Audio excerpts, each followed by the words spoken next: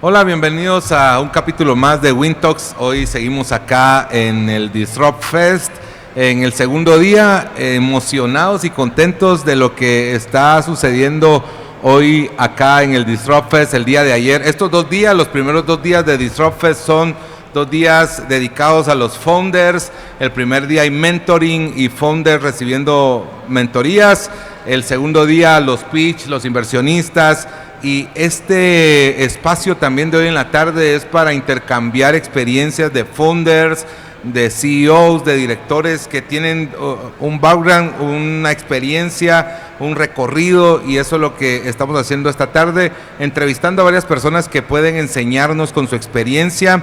Y bueno, el día de mañana ya tenemos en el Centro de Convenciones Épica, acá va a ser un día de conferencias, vienen más de 25 speakers con los que vamos a mañana tener la oportunidad de aprender. Y hoy tengo acá conmigo a Edgar Santos, gerente general de BDG, una empresa de tecnología. Hola Edgar, ¿cómo estás? ¿Qué tal? Buenas tardes, un gusto estar acá.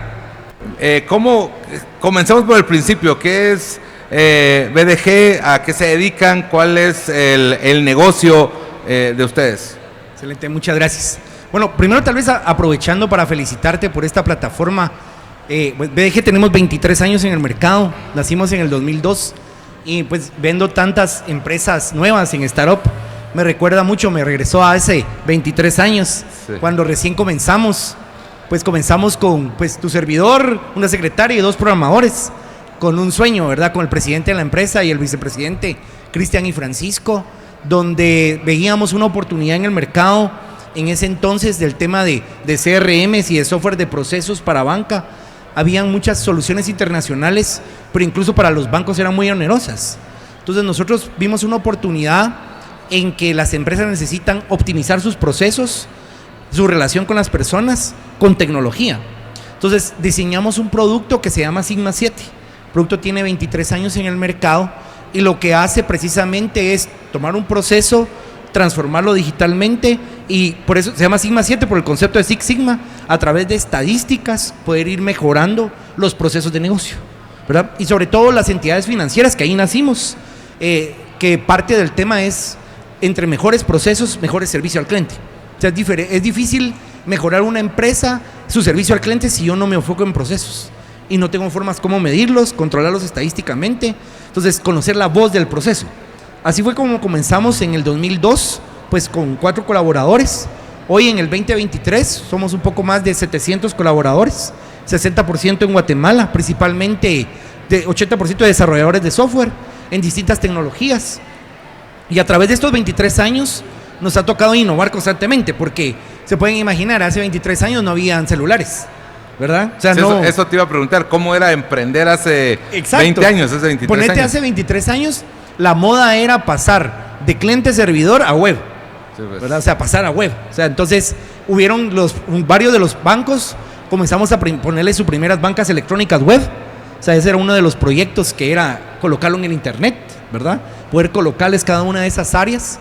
Luego, por ahí por el 2010, después del 2007, con el iPhone y la revolución, implementamos en varios bancos su primera app móvil, ya en Android y iOS, ¿verdad? Cuando se hizo ese cambio. Sí, pues viviste ese cambio. Vivimos el tecnológico. Cambio tecnológico para poderles ayudar. Que los expertos, los futuristas dicen que el 2007, y lo mencionabas precisamente, fue el parteaguas, fue un antes y un después en la tecnología. O sea, ahí aparece el iPhone, aparecen las empresas disruptivas, ahí aparece el servicio a la nube de todos los proveedores que en ese momento, como Amazon y otros, empezaron a salir.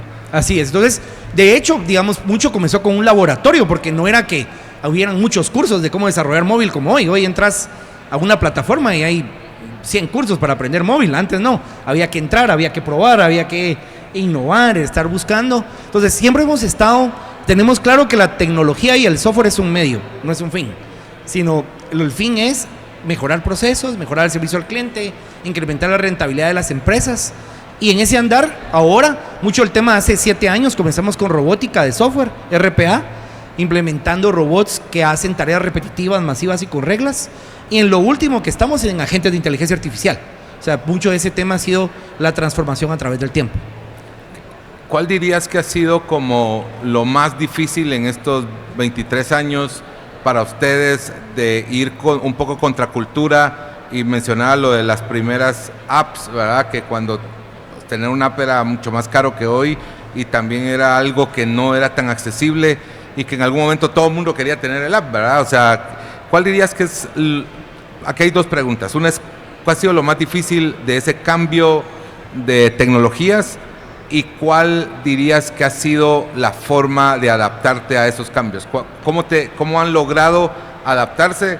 Imagino que ha sido, al ser una empresa de tecnología de tantos años, ha sido de adaptarse y ahorita volver a adaptarse a la inteligencia artificial, por ejemplo. Claro, mira, yo creo que uno de los principales retos no es solo es aprender, sino desaprender. Porque algunos tecnológicos tienen muchos paradigmas. Entonces, para cambiar, por ejemplo, de una tecnología cliente-servidor a web, había que romper un paradigma. Y de web a móvil, rompes otro paradigma. Y, por ejemplo, ahora con la inteligencia artificial, incluso hay programadores que no la quieren usar. O sea, varios, no, usala, es una herramienta, te va a optimizar. No, es que es mejor. O sea, entonces siempre hay que estar aprendiendo y desaprendiendo. Yo diría que otro de los retos que sí nos ha tocado como empresa de software, y por eso felicito a esta plataforma y veo que pues estaban Trav y los bancos, a nosotros nos costó mucho el tema de financiamiento, ¿verdad? Porque no tenemos tantos activos y antes, mucho antes, ¿qué tengo en activos? Software, ¿verdad? Licencias, no es que tenga maquinaria o temas, entonces es muy intangible y vence muy rápido. Entonces uno de los retos es mucha reinversión de utilidades. Yo creía que es eso. Y lo otro, tal vez el siguiente reto es demostrarle al cliente que hay un retorno de inversión, ¿verdad? Entonces recuerdo el primer banco que implementamos banca móvil, ellos tenían banca web, tenían 30,000 usuarios en su banca web y ellos decían, bueno, ¿y cuánto va a ser el móvil? ¿Cómo va a crecer? ¿Cuántos usuarios voy a tener? Y yo, no sé. O sea, sí, no sé. Había data. No había data, ¿verdad? Entonces, pero sí me pareció algo interesante porque lanzamos el app móvil y solo el primer mes tenían 50,000 usuarios. Y con la app web tenían 5 años con 30,000 usuarios. Sí, y en un mes logramos 50,000 usuarios. O sea, la migración fue bien rápido. Fue radical, ¿verdad? Entonces, la demostración a los bancos, por ejemplo, ahí nos tocó investigar mucho porque, digamos, una transacción física en un banco en promedio vale $1. Digamos, cuando yo llego a cambiar un cheque físico. Y en una app móvil te vale 5 centavos de dólar. Entonces, el tema es, el banco decían, ¿cuántas transacciones voy a tener en esa aplicación? Y imagínate, ya con 50,000 usuarios, tener 100,000 transacciones, se ahorran casi $90,000 en costos operativos con esas transacciones, ¿verdad? Pero eso es difícil al inicio, tenés que hacer muchos escenarios y tratar de demostrarle a muchos comités que esta es una forma de invertirle a la tecnología. Pero también te puedes equivocar, sí, ¿verdad? Porque no es tan certera. Sí. ¿Cómo veías el futuro en ese momento? ¿Cómo te diste cuenta que ese era el futuro? Y probablemente es una pregunta que hoy muchos se podrán estar haciendo, tal vez los que estamos acá no tanto, pero ¿cómo ver hacia el futuro de una manera de encontrar las oportunidades de negocio? Porque en ese momento, lo mencionabas, no había data, no había información, no había modelos que pudieras ver y replicar, no tenías un ejemplo de alguien que lo estuviera haciendo, y hoy pasa lo mismo con la inteligencia artificial, o sea, muchos dudan, otros ya están seguros, pero no saben cómo. ¿Cómo ver hacia el futuro hoy y cómo lo viste en ese momento y cómo ver hacia el futuro hoy con la tecnología que está cambiando? Mira, yo creo que lo primero es que nunca hay que perder el norte de que, por lo menos del lado empresarial, la idea es generar productividad, o sea, y rentabilidad. Yo tengo que incrementar mis ventas y reducir mis costos. Creo que ese es un primer tema. Lo segundo es que todo es por nicho, entender mi negocio, entender qué está haciendo la competencia, entender qué está haciendo mi competencia en otras geografías y yo traerlo acá. Y lo siguiente que viene es tu apetito al riesgo, ¿verdad? Porque vas a perder dinero. Y de hecho hay inversiones donde hemos perdido dinero. Entonces sí estar de acuerdo o estar, digamos, analizando que el costo de la innovación, el costo del fracaso tiene que ver con el éxito de la innovación. Y tenés que tener un porcentaje donde sabes que vas a perder y saber hasta cuándo perder. Y por eso habla mucho de las nuevas tecnologías de perder rápido, fail fast, para aprender. En BDG hoy tienen otros servicios y se han diversificado. ¿Cómo buscas esas nuevas líneas de negocio? ¿Cómo las validas? ¿Y cómo te das cuenta que ese es el camino que usas hoy? Imagino que ya tenés la experiencia, tienes un buen ojo, ya has pasado por algunos fracasos y ya sabes cómo escoger, pero ¿cuál dirías que podría ser una metodología, una forma de encontrar un negocio y decir, bueno, por aquí me voy y poder validarlo desde el inicio? Claro. Mira, nosotros lo que usamos regularmente, usamos dos conceptos. Uno se llama transversabilidad y otro se llama regionalización, que lo usamos para exportar. ¿Qué es transversabilidad? Entramos a una industria, vemos qué problema tiene esa industria, por ejemplo, qué problema tienen los bancos, las aseguradoras, los retailers, y la idea es cómo con tecnología le resuelvo ese problema. Entonces, eso le llamamos transversabilidad, que es usar la tecnología para resolver un problema, un nicho o un área. Y luego regionalización, porque este mismo banco, aseguradora o empresa retail, los mismos problemas casi todos tienen en El Salvador, en Costa Rica, en Panamá. Entonces es más fácil exportar cuando exportas en nicho con un problema específico, ¿verdad? Porque no puedes ser un todólogo. Cuando exportas no sos un todólogo, no puedes, ¿yo qué haces? De todo, porque si no, todos son tu competencia. Pero si yo logro generarle valor a un problema en una industria, en un área, me es más fácil llegar con esta misma empresa del mismo nicho en otro país, porque ya ve la experiencia, ya sé cómo se resuelve el problema. Entonces exportas, a nosotros nuestro modelo ha sido exportación de nicho específico sobre solución de un problema en un área. Sí. Y eso involucra entender el negocio del cliente. ¿Y de qué tamaño son hoy? Mencionabas el número de empleados, pero en cuanto a tecnologías, ¿en qué industrias están? ¿Qué cosas están resolviendo? Y esta pregunta creo que esta parte de la pregunta creo que es interesante. ¿Qué dirías que ha sido como el mayor aporte que BDG le ha dado al país en cuanto a desarrollo del ecosistema tecnológico en Guatemala, claro, y en la región? Bueno, primero tal vez hacemos muchas alianzas academia-industria. Mucha gente que trabaja con nosotros los vamos a traer de la academia. Y hacemos muchos programas trainees. Nos interesa mucho gente que incluso entre sin experiencia y crezca con nosotros. Apostamos mucho al nuevo talento. De hecho, por aquí anda Diego. Diego comenzó con nosotros como estudiante y ahí fue mi alumno en la universidad. Y luego, bueno, hoy tiene una de las cuentas más grandes de más de 100 programadores que tenemos. Entonces, mucho de eso es la primera parte. Lo segundo es que somos miembros fundadores de la gremial de exportadores de software de Agexport. Fuimos de los primeros 5 empresarios y mucho de lo que tenemos ahí es mentalidad de abundancia. Consideramos de que, mira, esto funciona como la analogía del río del mar de Nalush Nahual. Okay. Que él, ¿te acuerdas? Que vio el río y dijo que era grande, pero cuando vio el mar es... Y la exportación de software es así. O sea, Guate es un mercado grande, pero el mercado internacional es enorme, ¿verdad? La vez pasada estábamos con un cliente que nos compra, creo que 20,000, 15,000, 20,000 horas de desarrollo al mes, pero su misma subsidiaria en México consume 50,000 horas al mes, casi 3 veces. Entonces, cuando te vas a ver mercados fuera, es mucho más grande. Y ahí a nosotros nos ha servido mucho aliarnos incluso con empresas de software, porque a veces no nos damos abasto, ¿verdad?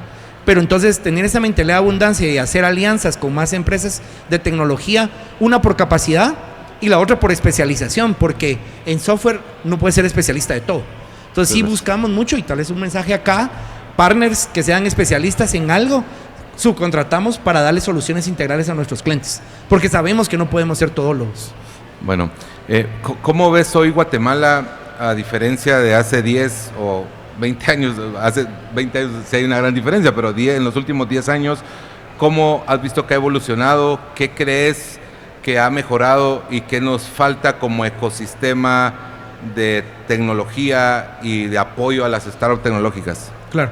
Mira, yo creo que nosotros nos tenemos que sentir orgullosos de varias cosas en Guatemala, porque el problema de los periódicos que a veces nos venden cosas de malas noticias, sin embargo muchas cosas buenas, que cuando uno ya sale de fuera se da cuenta de lo bueno que tenemos.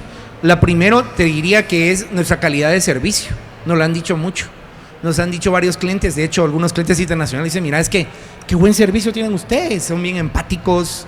O sea, sí se preocupan por el problema, no son un tema de que a las 5 me voy y tampoco es trabajar tanto extra, pero siempre están preocupados por resolver. Yo creo que ese es uno. Lo segundo sí te diría que, bueno, no está tan bonito, pero la SAT ha hecho buenas cosas. O sea, de verdad eso de tener la factura electrónica, hay países que aún no la tienen, Honduras no tiene factura electrónica, Salvador no tiene, hay varios países, Guatemala fue de los pioneros y eso ha ayudado mucho a optimizar procesos de negocio. Y digamos que en la banca, por ejemplo, que hay neobancos, bancos solo con app móviles, o sea, te diría que sí hay un antes y después de la pandemia, donde sí, después de la pandemia la gente se dio cuenta que la tecnología es fácil, digamos, es un habilitador de diferenciación de negocio. Entonces te diría que eso veo varias empresas en muchas industrias que ya ven la tecnología y el software como un diferenciador. Yo te diría que ese es un tema. ¿Qué nos falta? Sí te diría que tal vez aliarnos más con la academia para tener más mano de obra especializada, ¿verdad? Creo que ahí hay un reto en la educación para aprender estas nuevas tecnologías porque va muy rápido, ¿verdad? Hay que aprender y desaprender muchas cosas. Se dice en los negocios que uno debe de entender, y sobre todo las startups, entender qué es lo que están vendiendo, cuál es su producto. BDG, ¿qué vende y cómo creas ese concepto?